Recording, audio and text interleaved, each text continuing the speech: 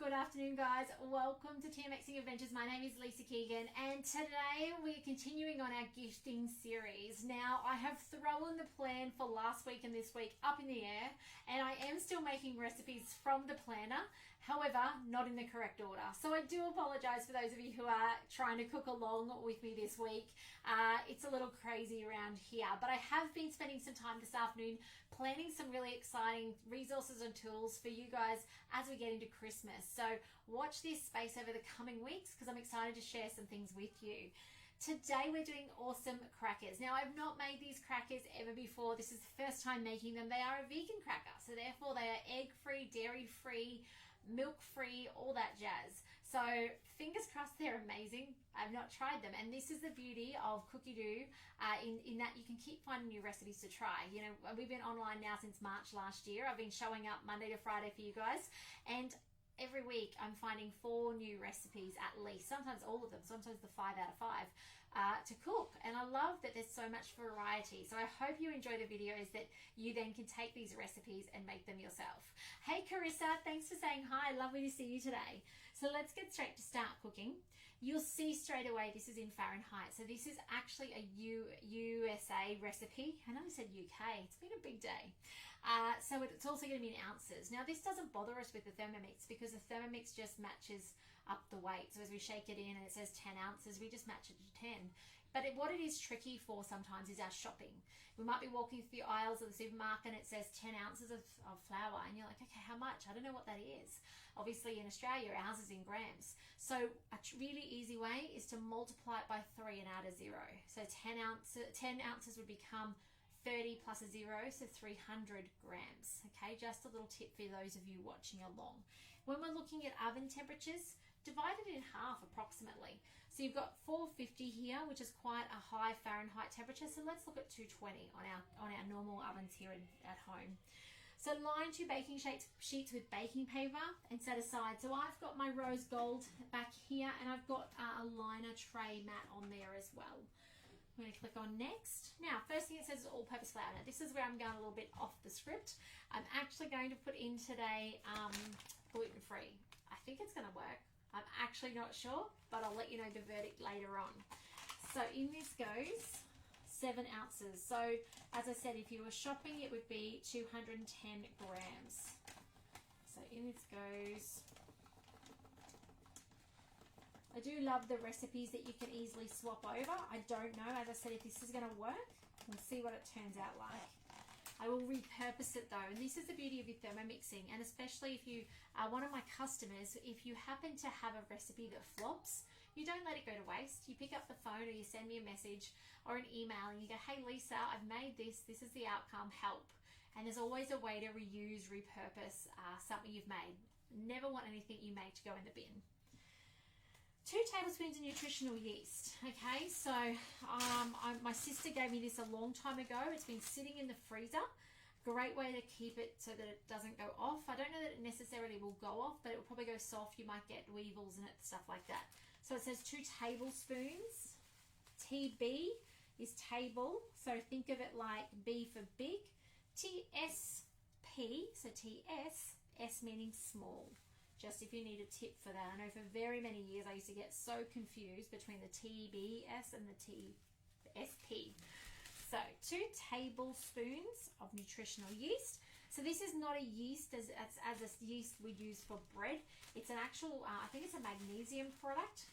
You'll find it at a health food shop, and it actually tastes like cheese, but you don't directly swap it. So don't think, oh, this recipe calls for 100 grams of Parmesan. Let's put 100 grams of this in. No, it doesn't work like that. It's about a tablespoon per about 50 grams, but don't quote me on that. I'll have to look up the exact swap for you. But yes, really nice swap. 1 teaspoon of maple, so a little bit of sweetener. Now I've got actually something I got as a sample, and it's a golden monk fruit, so it's low carb flavored syrup made with the monk fruit sweetener. So I thought, you know what, this is a good chance to use it because I don't tend to use maple. I would probably, if I don't have maple, probably be tempted to use honey or rice malt syrup, any liquid sweetener, right? Hey Denise, lovely to have you on today. So 1 teaspoon in it goes. Just guesstimating, okay? Don't get too particular about it. Half a teaspoon of salt. And then, I think we're nearly done. I love this recipe so far. Hopefully it works.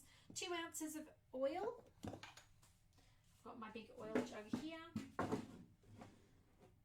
And then it does need to rest. Now, when you're working with gluten, a little bit heavy there. Anyway, when you're working with anything with gluten, doesn't fit on the shelf, you need to let it rest. So whether that's your cupcakes or your cake before it goes in the oven, whether it's your bread and you need to prove it before you then manipulate it and shape it, it's best to let it rest because it actually relaxes the gluten and means that you don't get the shrinkage. So if you've ever wondered why your cupcakes pull away from the side or your banana bread pulls off the side, it's actually because of the gluten contracting in there. It hasn't had a chance to relax. So it is worth with glutinous things to actually, if it says rest it, there's a reason why. You won't be able to make a great pizza dough, you know, and spread it all the way out. If it's still tense and stressed, it'll be stuck in and keep rolling and come back in. So that's why in a moment you'll see it's actually going to ask us to rest it for 10 minutes. I don't know that we'll need to rest it today because, not because I like shortcuts, by the way. I know some of you guys are thinking that. But I actually am wondering if I don't need to rest it because I'm using gluten-free flour. So I'm going to cut that short. Remember how I just put too much in of the oil? So I'm just making that up with the water. Okay, here we go, Lily Dawn. So yes, because we're gluten-free, we may be able to get away without that resting period. I'm actually really hoping at this point in time this comes together as a battery dough, not like a pancake batter. I'm wanting it as a dough. Not sure. We'll see how we go. It's got 6-second kneads time. Let's see if it comes together nicely. Now, so normally if you've got gluten flour in there, this will come into a beautiful dough, I think. So, as I said, I've never made it before. Transfer to a floured surface and knead into a ball. Let it rest for 10 minutes. Yes, yes, yes. Awesome. See how that's like, it reminds me of pastry. So if we were making short crust pastry, that's what we're looking for. It comes together into like what looks like cauliflower. I'm not a fan of kneading it into a ball by hand. I'm going to do a little trick. I'm going to actually put it back in. I'm going to hit the back arrow. We're going to come back to this kneading function, but I'm going to put about 15 seconds on it. I want the Thermomix to do the work for me because I do not want to touch it if I can help it because I just don't love working with my food that way. I'm going to grab one of my Thermomats. By the way, if you don't have a Thermomat, let's do an online demo if you're in Australia. And we can get you a Thermomat for a discounted price. It's $25 for a mat pack. We'll just wait for the Thermomix. It's $25 for a mat pack, and that includes both the oven mat, which looks like this, and mine is well loved and well traveled, and then you got the big mat. And by the way, the big mats, the new big mats are quite have the circles on them as well for pastry making. All right, let's have a look. That's better. It's a bit more evenly distributed. Now let's see if I can do this without making too much of a mess. So upside down. Now to get your dough out, use your little centre bit and give it a wiggle. It smells really nice. Oh, it's the maple I can smell. That's why. I'm thinking, why does it smell the way it does? All right, did I bring a spatula in? Of course I did not. All right, we'll come back to the leftovers in the bowl later. So transfer aside for 10 minutes. And then it says to cut the dough in half and roll the dough into a rectangle. Roll each piece of dough into a rectangle. 12 inches by 18 inches. Use a dusted rolling pin. Transfer the dough into prepared baking sheets. Brush the dough and cut into each rectangle into 40 pieces. So pretty much you're rolling it out flat. Now, obviously I'm not going to do it on camera today because I need to rest mine. I was hoping I might not need to, but I'll just show you this dough. And I do have more in the Thermomix as well, just a little bit around the sides. But what I need to do is I need this to rest, and then it's saying cut it in half, roll out your half into a rectangle, and each piece should be cut into 40 pieces. So I do think it's going to need a rest because you can see how crumbly it is. It needs to kind of join up a bit. However, it probably doesn't need 10 minutes rest if you don't make it into a ball. Now, I quite like having mine rectangular. Those of you who have done my new owner event where we've done the beautiful Portuguese tarts know that when we do puff pastry and things, we can save a considerable amount of time by rolling it flat rather than putting it in a big clumpy ball like this in the fridge, because a flat bit will cool down way faster than a clumpy ball will. So I'm just going to push this together. Just want to make sure it is going to stick together, which I'm a little concerned about, but I think it is. And then I'm going to let it rest for the 10 minutes. Although I don't know. I'm tempted not to, but I think it's going to fall apart. So let's do what it says, because the theory is, as I said, that the gluten will relax. And then I'm going to do what it says. I'm going to cut it out and I'm going to let you know if it flops. So I will let you know, those of you gluten-free, I'll let you know if this is actually a problem and it doesn't work. Because it tells you then to sprinkle with the nutritional yeast and some bagel seasoning. So I reckon that for me will be some mixed herbs. And press it into the dough and bake for 10 to 12 minutes at that 220. Sorry guys. Rotating the pan if required. So your pan, so that you don't get any burnt spots or overcooked spots on it. And then store it in an airtight container or serve immediately. So I think these would be amazing both for entertaining at Christmas, but as well as that gifting for people. So if you can store these in an airtight bag, these will give you a good couple of weeks that you can keep them. There is no dairy in them, right? There's no products, there's no protein that goes off. So as long as they're dried out well and they're actually crispy, they should keep really well for you. So I will come back later. Actually, no, I'll just share a photo, shall I? In case it falls apart on me. No, I think it'll be all right. But I will share a photo with you guys of the final product. I'll give you some hints and tips there as well if there are some about working with this dough.